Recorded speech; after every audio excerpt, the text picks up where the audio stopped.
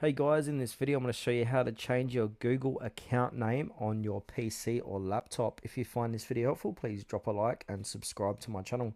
In saying that, let's just jump straight into the video. Alright, so what I'm going to do, I'm going to use Google Chrome for this. So I'm going to open up Google Chrome and I'm signed into my account here. So from here, I want to click onto my account and then click onto manage your Google account. Now this is going to go into your Google account.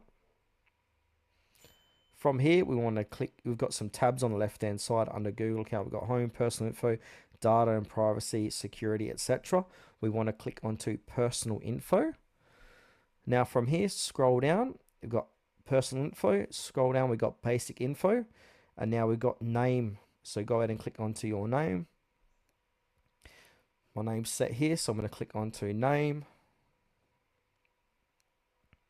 Now if I want to change it, highlight it, give it a new name, and then click save.